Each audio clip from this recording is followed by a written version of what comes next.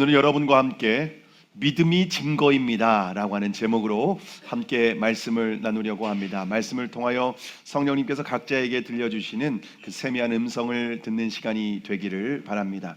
여러분, 하나님께서 우리에게 오감을 주셨습니다. 오감이 어떻게 되죠? 시각, 청각, 미각, 후각, 촉각, 이런 오감을 5가지 감각기관을 주셨죠. 그런데 인간은 이 오감을 분석하고 판단하는, 정보를 받아들이고 분석하는 기능으로 또 이성이라고 하는 기능을 주셨습니다. 그래서 인간은 이성이 있기 때문에 오감을 통해서 들어오는 그 정보를 분별하고 분석하고 판단하는 그런 일을 합니다. 그래서 우리 인간에게 참 이성이 중요하죠.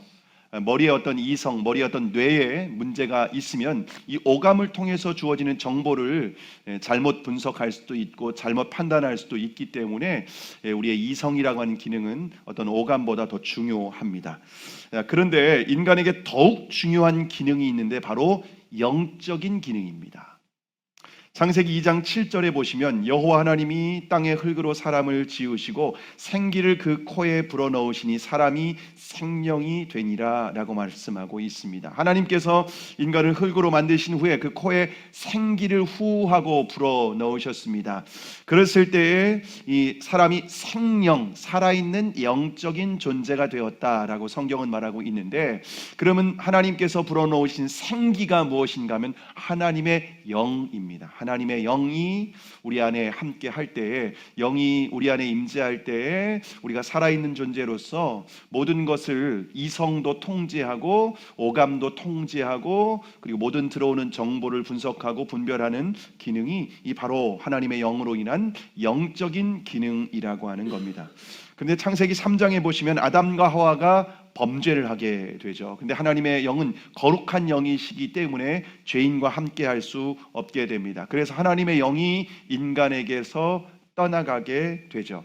여러분, 하나님의 영이 떠나간 인간은 오감을 통해서 그리고 이성을 통해서 모든 정보를 받아들이는데 모든 것이 다 뒤틀어지게 됩니다. 그래서 형제가 형제를 막 죽이는 일이 있게 되고 온갖 죄를 범하게 되고 이 세상이 이처럼 끔찍한 세상이 된 것이 바로 하나님의 영이 떠난 그 결과라는 것을 성경은 우리에게 보여주고 있습니다. 하나님의 영이 떠난 이후에 인간은 영이 있지만 마치 죽은 존재가 됩니다. 영적으로 죽은 존재가 되었습니다. 마치 시각장애인이, 여러분, 시각장애인은 앞을 볼 수 없죠. 그런데 눈은 있습니다. 눈은 있는데 그 기능이 정상적인 그런 작동을 하지 못하는 거죠. 마찬가지로 인간은 영이 있는데 영이 죽어서 영적인 기능을 할 수 없는 존재가 되어버리고 말았습니다. 영적인 기능이 망가졌기 때문에 인간은 오감과 이성을 통해서 이 주어지는 정보를 바르게 분석하고 판단할 수 없게 되었습니다. 그래서 하나님의 아들이신 예수 그리스도께서 이 땅에 오시고 우리를 위하여서 십자가에 죽으시고 부활하셨습니다. 그러므로 말미암아 우리 안에 있는 죄를 깨끗하게 하셨습니다. 다시 하나님의 영이 임재할 수 있는 상태가 된 거죠. 그래서 부활하신 예수님께서 제자들에게 찾아오셔서 무슨 말씀을 하셨는지 아십니까? 요한복음 20장 21절과 22절에 보시면 예수께서 또 이르시되 너희에게 평강이 있을지어다. 아버지께서 나를 보내신 것 같이 나도 너희를 보내노라. 이 말씀을 하시고 그들을 향하여 숨을 내쉬며 이르시되 성령을 받으라. 예수님께서 부활하신 후에 제자들에게 찾아오셔서 너희에게 평강이 있을지어다 라고 말씀을 하십니다. 그리고 세상으로 제자들을 보내신다고 말씀하신 후에 하신 말씀이 숨을 내쉬며 말씀하십니다. 성령을 받으라. 창세기 2장 7절에 하나님께서 인간을 창조하신 후에 숨을 내쉬면서 하나님께서 생기를 불어넣으셨습니다. 예수님께서 이 땅에 오셔서 부활하신, 십자가에 죽으시고 부활하신 후에 제자들에게 숨을 내쉬며 성령을 받으라. 그러면 동일한 거죠. 예수님이 창조주 하나님이라는 거예요. 그리고 인간이 범죄하기 이전처럼 죄로부터 우리를 거룩하게 구별하셨기 때문에, 깨끗하게 하셨기 때문에 이제는 하나님의 영인, 거룩한 영이 임재하실 수 있는 성전이 되었기 때문에 다시 예수님은 성령을 받으라 라고 말씀을 하신 겁니다. 그래서 하나님의 영이, 하나님의 생기가 우리 안에 들어올 때 우리 죽은 영이 이제 다시 살아나게 되는 겁니다. 영적인 감각이 살아나게 되는 겁니다. 여러분, 영적인 감각이 살아난 사람들은 이제 비로소 하나님과 교제할 수 있게 되는 거예요. 그리고 하나님의 뜻을 분별할 수 있게 되는 겁니다. 영적인 감각이 살아났기 때문에 그런 겁니다. 그리고 하나님이 기뻐하시는 뜻을 이제는 선택할 수 있게 되었습니다. 뿐만 아니라 날마다 성령님과 한 걸음 한 걸음 동행하며 살아가는 삶이 된 줄을 믿으시기를 바랍니다. 아멘을 크게 해주셔도 좋을 것 같은데요. 제가 하나님 말씀을 전하는 거니까, 제 개인적인 생각을 전하는 게 아니고 하나님 말씀을 전하니까 아멘으로 이렇게 받아들일 때 여러분의 영이 더 살아나게 될 줄로 믿습니다. 자, 그러면 영적인 감각이 살아난 사람들은 어떻게 살아갈까요? 예수님 믿고 우리 영적인 감각이 살아난 사람은 어떻게 살아가는가? 히브리서 11장 6절에 보시면 믿음이 없이는 하나님을 기쁘시게 하지 못하나니 하나님께 나아가는 자는 반드시 그가 계신 것과 또한 자기를 찾는 자들에게 상 주시는 이심을 믿어야 할지니라. 여러분, 영적으로 거듭난 그리스도인들은 이제 어떻게 살아가는가? 믿음으로 살아간다는 거예요. 오감이나 지성을 통해서 주어지는 정보를 그대로 받아들이지 않고 이제는 영적인 감각이 살아났기 때문에 믿음으로 재석해야 된다는 겁니다. 믿음으로 하나님께서 기뻐하시는 뜻이 무엇인지 분별하는 것이고요. 예배를 드릴 때에도 우리 주님이 눈에 보이지 않지만 그러나 거룩한 영으로 임재하신 것을 믿고 예배를 하는 겁니다. 기도할 때도 마찬가지입니다. 기도는 우리가 허공에 메아리 치는 게 아니라 기도는 우리의 기도를 들으시고 응답하시는 하나님을 믿음으로 기도하는 겁니다. 어떤 믿음일까요? 어떤 믿음인가 하면요, 하나님께서 반드시 살아계시다는 것을 믿는 거예요. 눈에 보이지 않지만, 내 손으로 만져지는 것이 아니지만 우리는 영적인 감각이 이제 살아났기 때문에 믿음으로 하나님은 살아계시다라는 것을 믿는 겁니다. 뿐만 아니라 하나님을 부르고 찾는 자들에게 응답하시는 분, 상 주시는 분이다 라고 하는 것을 믿는 거예요. 여러분, 그래서 거듭난 그리스도인들에게는 믿음이 얼마나 중요한지 모릅니다. 믿음으로 살아가는 삶이 바로 거듭난 그리스도인의 삶인 줄 믿으시기를 바랍니다. 자, 그래서 영적으로 거듭난 그리스도인들은요, 믿음이 아주 독특한 특별한 기능을 하고 있는데요. 어떤 기능일까요? 오늘 본문 1절과 2절의 말씀, 1절과 2절의 말씀 우리가 함께 읽겠습니다. 시작. 믿음은 바라는 것들의 실상이요 보지 못하는 것들의 증거니 선진들이 이로써 증거를 얻었느니라. 여러분, 하나님께서는요, 예수님을 믿는 그리스도인들에게 약속을 주십니다. 자, 그러면 하나님께서 주신 궁극적인 약속은 무엇일까요? 여기 바로 히브리서 11장 1절과 2절을 읽었는데 바로 전 10장에 보면은 하나님께서 주신 약속이 무엇인지가 기록되어 있는데요. 그 당시에 그리스도인들은요, 고난을 받았습니다. 예수님을 믿는다는 이유로 많은 그리스도인들이 환난과 핍박과 조롱과 때로는 집에서, 가정에서, 또 직장에서 쫓겨나고 비난받는 어떤 그런 상황이었습니다. 그런데 그 그리스도인들이 낙심하거나 절망하지 않았다는 겁니다. 왜냐하면 히브리서 10장 34절에 보면 영구한 소유가 있기 때문이다 라고 말하고 있습니다. 이 영구한 소유, 다시 말하면 그들은요, 영원한 천국 본향, 하나님 나라의 그 본향이 있기 때문에 이 땅에서 믿음 때문에 핍박을 받고 고난을 받고 어려움을 당하는 일이 있다 할지라도 그들은 낙심하거나 절망하지 않았다는 겁니다. 세상 사람들은 눈에 보이는 것이 전부라고 생각합니다. 그래서 죽으면 다 끝나지 뭐, 이렇게 생각을 한다는 거죠. 그런데 그리스도인들은 영적인 감각이 있기 때문에 눈에 보이는 게 전부가 아니라는 거죠. 보이지 않는 세상이 있고 하나님께서 보이지 않지만 역사하시는 분이고 온 천지 만물을 통치하고 다스리시는 주인이라는 것을 믿는 거예요. 그러다 보니까 그들은 눈에 보이지 않지만 천국이 있다고 믿는 거예요. 자, 그렇다 보면은요, 여러분, 우리가 이 보이는 것이 전부라고 믿는 사람들에게는요, 어떤 그 궁금증이 있냐면, 그럼 증거가 있어?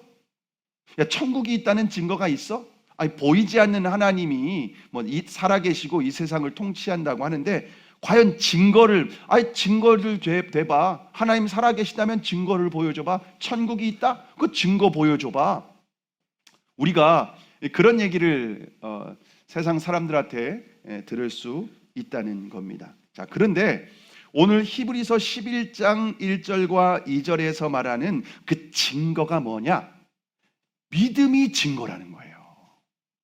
그 말씀이 오늘 말씀입니다. 우리도 하나님께서 천국에 대한 약속, 영생에 대한 소망, 하나님께서 우리에게 은혜를 주시는 그런 모든 약속들이 성경에 있는데 그 약속들의 증거가 뭐냐? 믿음이 증거다. 이게 오늘 히브리서 11장 1절의 말씀이고 선진들이, 믿음의 사람들이 다 그렇게 살았다는 거예요.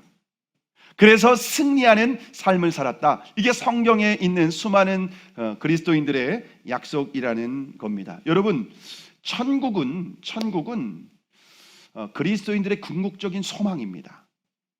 왜 예수님 믿습니까? 천국이 있기 때문입니다. 이렇게 말할 수가 있는 거죠. 여러분, 그런데 우리 그리스도인들은 다 천국을 믿는다고 하죠. 다 물어보면은요, 천국이 있냐고 믿냐고 물으면은요, 다 믿는다고. 아주 당연하죠. 아니 구원의 확신이 있죠. 저는 천국, 영생, 저는 확신합니다. 예수 믿었기 때문에 전 구원은 받았다고 확신합니다. 그런데 대부분의 성도들이 가지고 있는 그 천국에 대한 믿음이 실제 믿음이라기보다도 지식인 경우가 참 많습니다. 지식과 교리적으로 그냥 머리로 알고 있는 거죠. 삶에 어떤 문제가 생기거나 어려움이 있으면은 천국이 있다고 하는데 천국이 없는 사람처럼 반응합니다. 하나님이 계시다고 하는데 하나님이 없는 사람처럼 반응한다는 겁니다. 구원의 확신이 있다고 하고 영생과 천국을 믿는다고 하지만 실제로는 천국보다 이 세상이 좋다고 생각합니다. 그래서 천국과 이 세상 둘 중에 한번 선택해보라고 하면은 천국이 아니라 이 세상을 선택한다는 거죠. 근데 바울은 진짜 천국을 확신한 사도 바울은 뭐라고 했냐면요, 천국과 이 세상 중에 둘 중에 하나를 선택하라고 하면 나는 천국을 선택한다. 지금 당장 천국을 선택한다. 이런 고백을 합니다. 여러분은 어떻습니까? 천국과 이 세상을 지금 여러분이 선택해야 된다고 하면은 여러분 어떤 선택을 하시겠습니까? 옆에 있는 사람한테 한번 이렇게 얘기해 보세요. 지금 당장 천국 가시죠? 한번 물어보세요. 네. 기분 좋아하십니까? 나빠하십니까? 불쾌하십니까? 아니, 무슨 그런 얘기를 하냐고 기분 나쁘게. 네. 여러분, 왜 기분 나쁘냐면요, 천국을 믿는다고는 하지만 지식이에요. 실제 믿는 게 아니라는 거죠. 그러니까 기분 나쁜 거예요.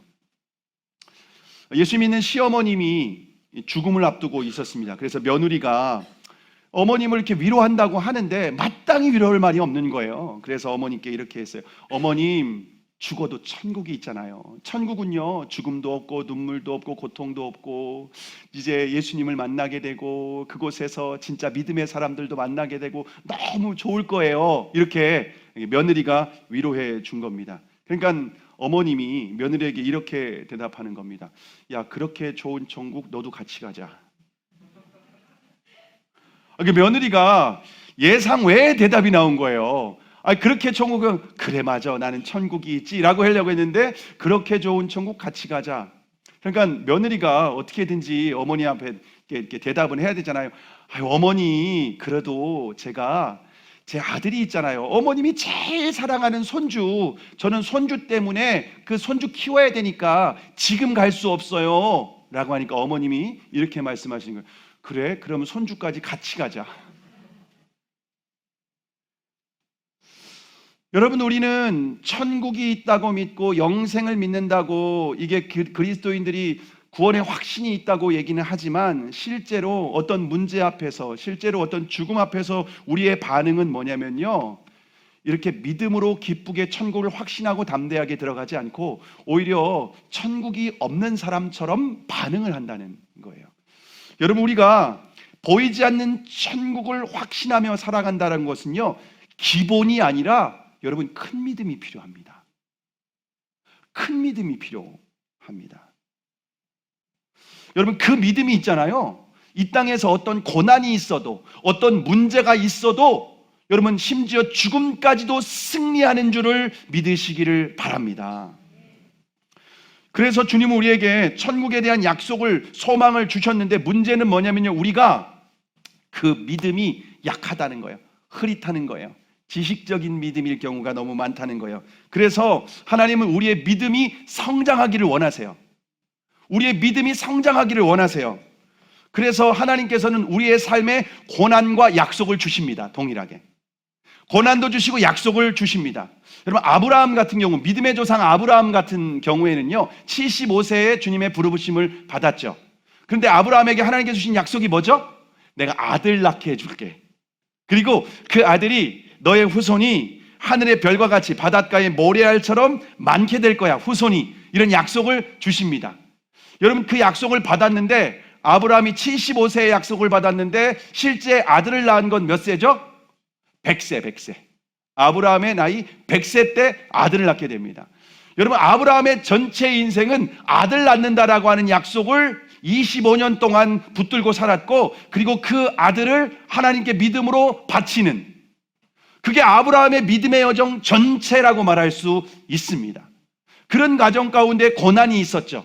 어려움이 있었죠. 문제가 있었죠. 그런데 끝까지 그 약속을 붙들고 믿음으로 승리하게 됩니다. 그럴 때 여러분, 아브라함은요, 그 믿음으로 승리했기 때문에 천국에 대한 소망과 확신을 가지고 믿음으로 죽은 줄 믿으시기를 바랍니다. 여러분, 요셉도 마찬가지입니다. 요셉에게 17세 요셉에게 하나님께서 주신 꿈이 있었어요. 하늘의 해와 달과 별들이 절을 하는 꿈. 그러면서 형들이 자기에게 절을 하는 꿈을 꾸게 됩니다. 여러분, 그 꿈을 받았는데 요셉의 인생에게 어떤 일이 일어나죠? 형들에게 버림받아가지고 애굽의 노예로 팔려가게 됩니다. 그래서 보디발의 집에서 종살이를 하게 되고, 또 억울한 누명을 쓰고 감옥에 갇히게 됩니다. 그렇지만 하나님께서 요셉의 나이 30세가 되었을 때에 결국에는 총리가 되죠. 애굽의 총리가 되죠. 근데 총리가 됐다고 끝난 게 아니라 이제는 형들을 또 기다리게 되고, 결국엔 형들을 9년 만에 또 만나게 되고, 그 형제들을 용서하는 그 과정이 결국에는 요셉의 인생이고 요셉의 믿음입니다. 여러분, 그래서 그 믿음으로 살았을 때 요셉이 마지막에 죽을 때 어떻게 고백하는지 아십니까? 내 해골을 너희들이 가나안 땅에 갈 때, 약속하신 땅으로 갈 때 내 해골을 가지고 가라. 그 당시에 애굽은 장례 문화가 세계에 가장 발달한 나라였습니다. 지금도 이집트의 미이라 하면은요, 수천 년이 지났는데 지금도 시신이 부패하지 않게 그대로 유지되지 않습니까? 그런 시대에 장례를 치렀는데 나는 여기 필요 없어. 나는 천국에 대한 소망, 약속의 땅에 대한 소망이 있기 때문에 여기 있는 거 원치 않는다. 그래서 이스라엘 백성들이 애굽에서 나아갈 때 요셉의 해골을 가지고 나가요. 결국 여러분, 하나님께서 우리에게 천국에 대한 이 약속, 영생에 대한 약속, 이 약속을 주셨지만 이 땅에 우리 눈에 보이는 실제 우리의 인생 가운데 주어지는 고난과 그 고난 가운데 주님이 믿음으로 붙들게 하시고, 그 믿음의 여정을 통하여서 우리의 믿음이 견고한 믿음, 흔들리지 않는 믿음, 천국을 확신하는 믿음, 죽음도 두려워하지 않는 믿음의 사람으로 성장시켜 주는 줄을 믿으시기를 바랍니다. 여러분, 이게 너무나도 중요한 거예요. 대부분의 그리스도인들이 영생, 천국에 대한 믿음이 있다고 하지만 그 믿음이 실제적인 믿음이 아니라 지식적인 믿음이 경우가 너무 많아요. 그러니까 현실에 있는 그 문제 앞에서 그렇게 반응하는 거죠. 여러분에게 하나님께서 믿음을 성장시켜 주시기 위해서 주신 약속이 무엇입니까? 하나님께서 저에게도 약속을 주셨습니다. 제가 다른 그 교회에서, 대형 교회에서 부사역자로 사역을 하고 있을 때 하나님께서 저를 부르셨습니다. 교회를 개척하라고 하는 사명을 주셨죠. 그리고 나서 저에게 주신 약속이 뭐였냐면 성령이 이끄시는 교회였습니다. 사도행전 13장 1절 2화에 안디옥 교회의 말씀을 주시고, 그 안디옥 교회는 성령이 이끄시는 교회였다는 겁니다. 그래서 제가 그 비전을, 약속을 붙들었습니다. 그리고 성령이 이끄시는 교회이기 때문에 모든 걸 주님께 묻고 주님의 뜻을 듣고 순종하며 걸어왔습니다. 근데 교회를 개척하려고 막상 순종을 딱 했는데 예배드릴 장소가 없는 거예요. 예배드릴 장소가 없으면 교회를 개척한다는 것이 참 어렵지 않습니까? 근데 마침 병점에 있는 제가 아는 그 권사님, 유치원을 하시는 권사님이 있었는데 그분의 강당에서 예배를 드릴 수 있도록 열어주셨습니다. 그래서 거기에서 예배를 드리기 시작을 했습니다. 근데 유치원에서 강당에서 임시예배초에서 예배를 드리는 것도 뭐 한두 주지 계속 그렇게 드릴 수는 없잖아요. 그래서 예배 장소를 위해서 우리 그 개척 멤버들과 함께 그곳에서 임시예배초에서 예배 드리면서 계속해서 기도했습니다. 그런데 뭐 당장 이게 뭐 딱 장소가 탁 제공되거나 이게 열리지 않는 거예요. 그래서 저도 사실은 조금 답답한 마음이 있었습니다. 그런데 한 4개월쯤 지났을 때에 제가 마가복음의 말씀을 묵상하고 있었습니다. 근데 마가복음의 말씀을 묵상하는 하나님이 어떤 이 성경 구절을 읽는데 마음에 확 감동을 주신 거예요. 그 말씀이 뭐였냐면은 제자들이 마지막 6월절 만찬을 준비하기 위해서 예수님께 묻습니다. 어디에서 만찬을 준비할까요? 6월절을 준비할까요? 그럴 때 예수님께서 베드로와 요한을 보내시면서 성내로 들어가면 사람들이 많을 텐데 그 중에 물동이를 지고 가는 남자를 따라가라는 겁니다. 그리고 따라가면은 무작정 따라가서 그 집주인에게 주님의 객실이 어디 있냐고 물어보라는 거예요. 여러분, 굉장히 황당한 말이기는 합니다. 누구에 가가지고서 어디에 가서 누구 찾아가라고 구체적인 이름을 말해주거나 그런 것도 아니고 물동이 지고 가는 사람을 그냥 따라서 들어가가지고 집주인에게 주님의 객실이 어디 있습니까? 라고 물어보라는 겁니다. 그러면 예비된 큰 다락을 보이리라. 준비된 큰 다락을 보이리라. 이게 마가복음 14장 14절과 15절의 말씀입니다. 이 성경을 자세히 읽어보지 않으면 이런 말씀이 있었어? 그렇게 생각할 수 있는데요. 그 말씀을 묵상하는데 제 마음 가운데 제가 계속해서 기도했던 제목이 뭐냐면 하나님이 임재하고 싶은 처소가 어디예요? 하나님, 우리가 예배를 드려야 될 처소가 남양에 어디예요? 이렇게 계속 기도했었거든요. 근데 주님의 객실이라고 하는 단어가, 그 성경 구절이 제 마음에 확 와닿은 겁니다. 그래서 이 말씀이 나에게 주신 약속이다라고 하는 마음으로 제가 믿음으로 받아들였습니다. 자, 그런데 이 약속을 받아들일 때에 하나님께서 이걸 받아들이는 거예요. 준비된 큰 다락, 이 세 가지 이 말씀이 제 마음에 탁 들어온 겁니다. 준비된 큰 다락. 그래서 제가 믿음으로 이것을 받아들이면서 해석을 했습니다. 뭐라고 해석했냐면요, 준비된이라고 되어 있기 때문에 우리가 들어갈 곳은 교회가 있던 자리겠구나. 준비되어 있으니까. 그러니까 인테리어를 많이 할 필요가 없겠다. 그래서 준비된 곳을 하나님께서 교회가 있던 자리로 인도하시겠구나. 그리고 두 번째, 큰이라고 되어 있으니까. 큰. 우리가 그 당시에 생각했던 큰 곳은요, 한 60평 70평 되는 곳에 들어가서 교회를 개척하면은 충분하겠다. 개척교회니까. 성도들도 그때 12명에서 15명 정도밖에 안 될 때였으니까 그 정도면 충분하겠다. 그러면 큰 거죠. 그런데 주님께서 주신 약속은 크다고 했으니까 우리가 생각했던 것보다 훨씬 더 큰 곳이구나. 그걸 그때 이해하게 된 거예요. 믿음으로. 그리고 여러분, 다락이면은 1층에 있을까요? 2층 이상이 있을까요? 2층 이상이죠. 다락이잖아요. 그래서 제가 그때부터 기도한 거예요. 하나님, 교회가 있었던 곳이죠? 하나님, 저희가 생각했던 것보다 큰 곳이죠? 하나님, 2층 이상이죠? 이걸 놓고 계속해서 기도한 거예요. 그리고 제가 이걸 수요 말씀 묵상할 때 제가 믿음으로 하나님께서 약속으로 주신 것을 나누었어요.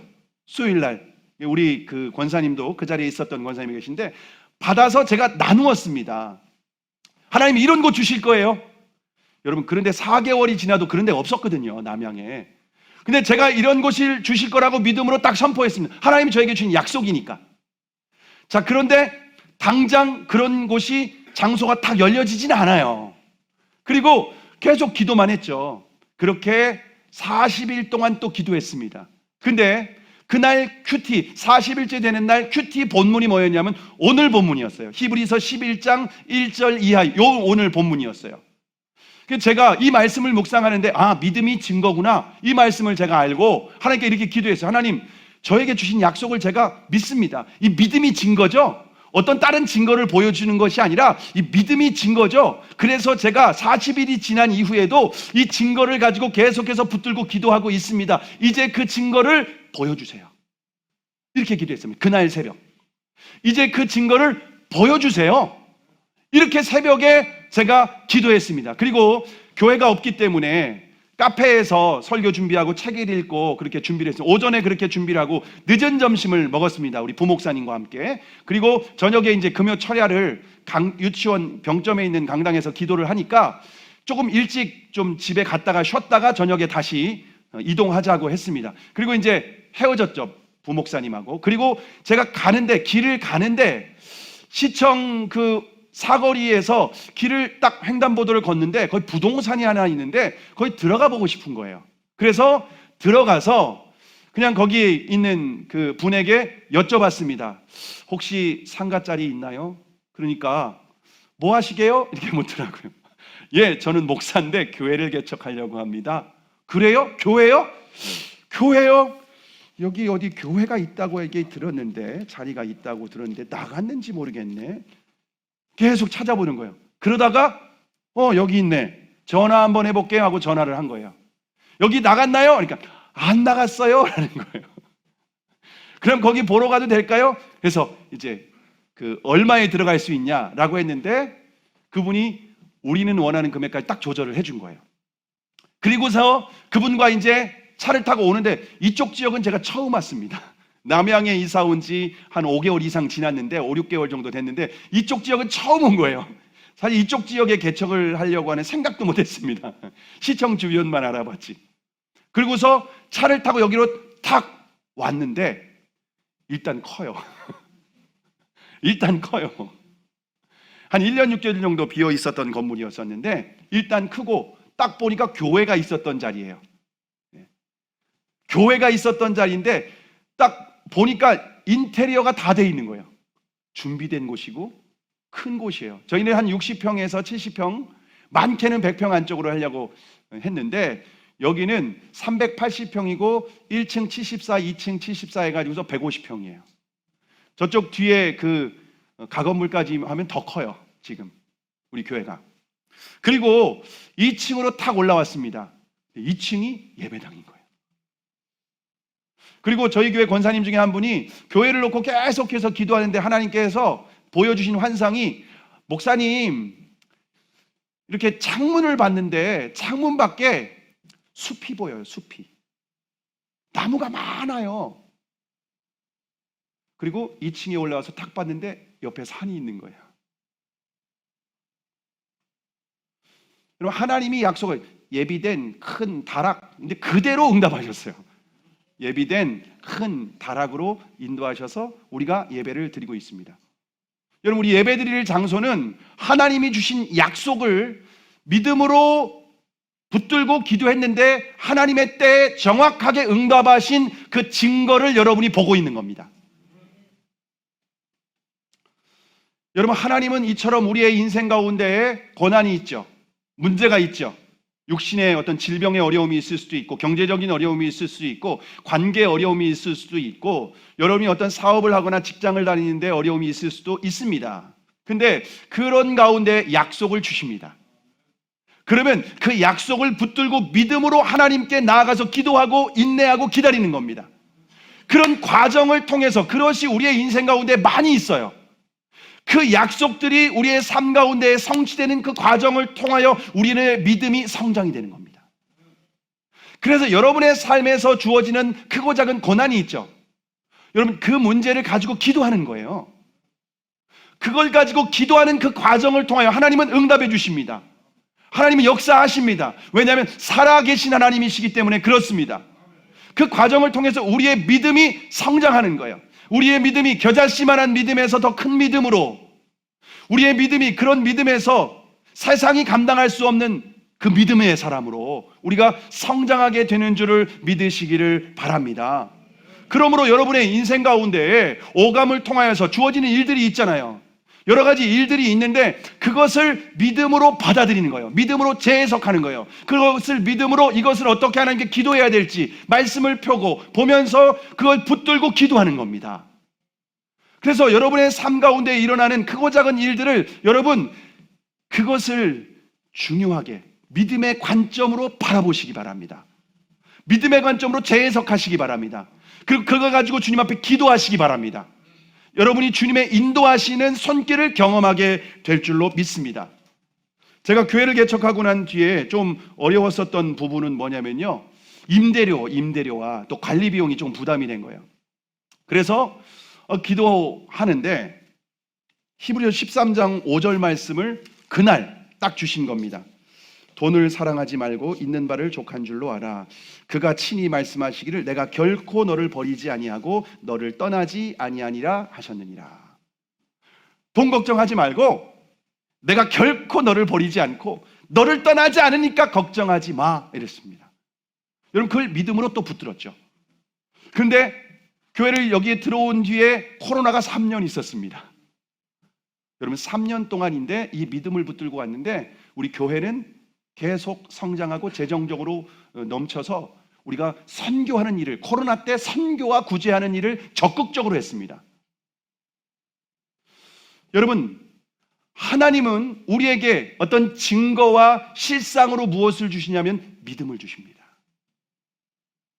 하나님께서 제 마음 가운데 주신 또 믿음이 있습니다. 무엇인가 하면요, 우리 교회가 성령이 이끄시는 교회라고 했죠. 여기 들어왔다가 아니잖아요. 성령이 이끄시는 교회로 안디옥 교회처럼 하나님께 사용하시겠다는 거죠. 그러면서 하나님께서 저에게 주신 마음이 드림 100, 비전 600, 월드 6000이라는 겁니다. 100명을 놓고 기도하고 그리고 600명이 되면은 우리 교회는 분립 개척을 해서 10개의 교회를 개척해서 6000명을 교회를 해서 하나님 나라 세계 선교를 감당하는 교회가 되는 그런 마음의 믿음을 주셨습니다. 그런데 이 드림 100이 120으로 바뀌었습니다.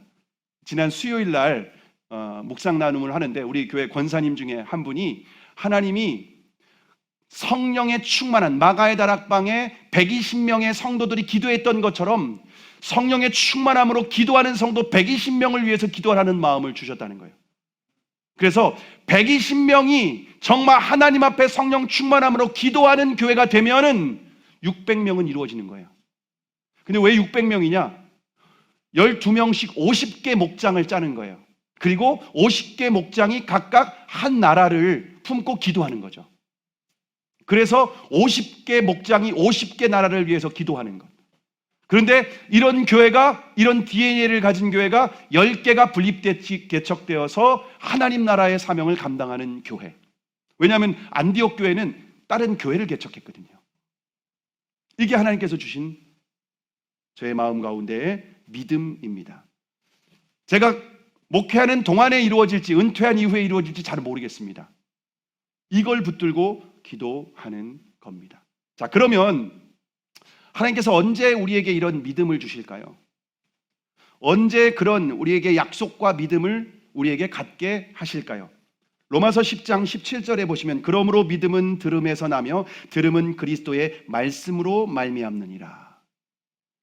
여러분 우리의 삶 가운데 크고 작은 고난이 있고 문제가 있죠. 근데 그 문제가 있지만 말씀을 보는 거예요. 말씀을 읽고 묵상하는 거예요. 그러면은 그 말씀 가운데에 주님의 음성이 들리는 거예요. 주님의 약속의 말씀이 우리에게 믿음을 주셔요. 약속을 주신다는 거예요. 성경 가운데에서 제가 교회 계약은 했지만은 임대료가 걱정됐을 때 하나님이 말씀으로 돈을 사랑하지 말고 내가 너를 버리지 않고 떠나지 않겠다. 이걸 말씀을 믿음으로 붙드는 거죠. 그러면 그 말씀을 믿음으로 붙드는 사람에게 하나님이 역사하시는 거죠. 그러니까 말씀을 읽고 묵상하는 과정을 통하여서 하나님의 말씀을 읽고 듣고 묵상하는 과정을 통하여 우리의 믿음을 주고 믿음이 성장되는 과정이 있다는 겁니다. 여러분 그래서 말씀이 우리의 믿음을 더해 주시고 믿음을 성장시켜 줍니다. 그래서 그리스도인이 왜 말씀을 읽냐? 여러분, 말씀을 안 읽으니까 흔들리는 거예요. 말씀을 안 읽으니까 믿음이 약한 거예요. 나는 뭐 잘 믿어지지 않는데요. 예수님 영접기도 하고 예수님 믿는다고 고백을 했는데 왜 안 믿어지냐? 말씀을 안 읽으니까. 말씀은 우리에게 믿음을 더해주거든요. 믿음은 들음에서 나거든요. 들음은 그리스도의 말씀이거든요. 그리스도의 말씀을 가까이 하고 그리스도의 말씀을, 여러분, 주어진 현실의 상황은 고난이에요. 문제예요. 어려움이에요. 그래서 현실만 바라보면 믿음이 성장하는 게 아니라 믿음의 시험을 들어요. 의심을 하게 돼요, 오히려. 그래서 말씀을 읽고 묵상하는 거예요. 그러면 그 말씀이 우리의 믿음을 성장하고 더하게 해 주신다는 겁니다. 우리가 그 약속의 말씀을 계속 붙들면, 저도 계속 말씀을 묵상하는 가운데 말씀을 주신 거예요. 그 말씀을 믿음으로 붙들면 하나님의 역사가 실제로 이루어지는 것을 계속해서 경험하며 지금까지 교회를 개척하고 왔습니다. 말씀을 묵상하실 수 있기를 바랍니다. 근데 그럼에도 불구하고 흔들릴 때가 있어요. 저희 둘째 딸이 초등학교 저학년 때 부산행이라고 하는 영화를 봤어요. 우연히 친구 집에 갔다가, 저희 집 맞은편에 있는 친구 집에서. 근데 그 뒤로 초등학교 저학년 때였어요. 그런데 이게 보니까 그때부터 얘가 두려워서 잠을 못 자는 거예요. 집에 있으면은 좀비가 문 열고 들어와서 자기를 죽일 것 같대요. 그런 공포와 두려움이 얘 마음 가운데 있는 거예요. 그래서 제가 이 아이에게 얘기를 했어요. 야, 네가 갖고 있는 두려움은 진짜 두려움이 아니야. 너 그거에 사로잡히지 마. 왜냐하면 여러분, 좀비가 있어요, 세상에? 좀비는 없잖아요. 그러니까 얘가 거기 두려움의 감정에 계속 속는 거예요. 그래서 제가 그래도 무섭대요. 제가 이렇게 얘기했습니다. 서인아, 세상에서 가장 힘센 분이 누구야? 하나님. 야, 알기는 잘한다. 근데 하나님이 어디 있는지 알아? 너의 마음에 함께하고 계셔. 너의 안에 함께하고 계셔. 그런데 그 하나님은 전능하신 분이시고 불가능이 없으신 분이셔. 네가 예수님을 믿으니까 너의 마음에 언제나 함께하니까 걱정하지 마. 이랬어요. 그러니까 얘가 조금 마음이 안정을 얻게 된 것 같아요. 그러니까 얘가 뭐라고 하냐면은, 아빠 또 무서우면 또 얘기해줘. 또 얘기해줘. 그러는 거예요. 여러분, 그래서 얘가 무서울 때마다 와서 거의 매일 저녁 기도해 줬습니다. 근데 놀라운 일이 뭔지 아세요?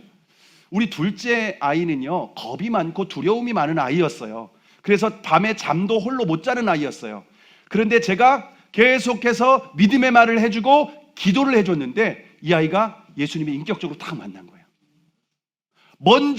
첫째 아이보다 먼저 예수님을 인격적으로 만나고 주님으로 영접하고, 그리고 그분과 동행하며 학교에서 친구들을 만나든 혹은 어떤 학교에서 회장 선거가 있든 부회장 선거가 있든 다 기도로 하나님 앞에 나아갔는데 다 응답받는 경험을 하면서 주님과 일찍부터 동행하는 삶을 살아가고 있습니다.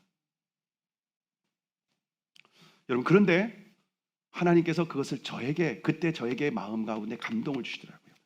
규현아, 내가 너에게 해주고 싶은 말이야. 우리 인생 가운데 현실에 문제가 많잖아요. 외적으로 두려운 일들이 참 많이 있어요. 근데 내 안에 계신 주님이 나와 함께 하신다고 약속하셨으니까 그 약속을 붙들고 주님 앞에 바라보고 기도하고 주님께 나아가는 겁니다. 그러면은 흔들리는 내 마음을 붙잡아 주시고 우리의 믿음을 더욱더 온전한 믿음으로 성장시키고 더 흔들리지 않는 믿음으로 온전케 하시는 줄을 믿으시기를 바랍니다. 그래서 여러분, 하나님의 약속을 붙들고 우리의 마음이 흔들릴 때 말씀을 읽고 주님을 바라보실 수 있기를 바랍니다. 히브리서 12장 2절에 보면 믿음의 주요 온전케 하시는 이인 예수를 바라보라. 여러분, 예수님은 믿음의 주, 온전케 하시는, 연약한 우리의 믿음을 온전하게 하시는 분이에요. 그분을 바라보는 거예요.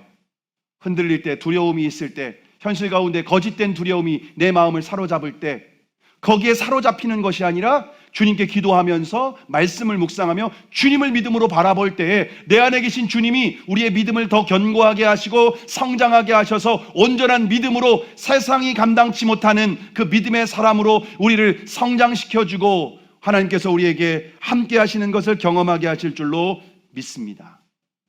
여러분, 우리는 다 천국에 대한 소망을 가지고 있습니다. 그 믿음은 기본적인 믿음이 아니라 큰 믿음입니다. 그런데 우리의 현실 가운데 작은 일들, 크고 작은 이슈가 있을 때 그 문제를 가지고 주님 앞에 나아가는 이 과정을 통하여 우리의 믿음은 성장하게 될 것입니다. 온전한 믿음으로 성숙하고 우리가 단련될 때에 하나님은 그 믿음으로 우리가 천국도 가고 이 땅에서 천국도 누리고 천국도 가고 하나님의 뜻을 행하고 하나님께서 우리에게 원하시는 기뻐하시는 온전한 삶을 살아가게 하실 줄로 믿습니다. 그리고 날마다 거듭난 그리스도인은 영적인 감각이 살아났기 때문에 이제는 믿음으로 보이는 것에 전부라고 생각하지 마시고 하나님이 함께 하시고 살아계신 하나님이 내 안에 주님이 함께 하신다는 이 믿음으로 주님과 동행하며 승리하는 그리스도인 되기를 주님의 이름으로 축복합니다.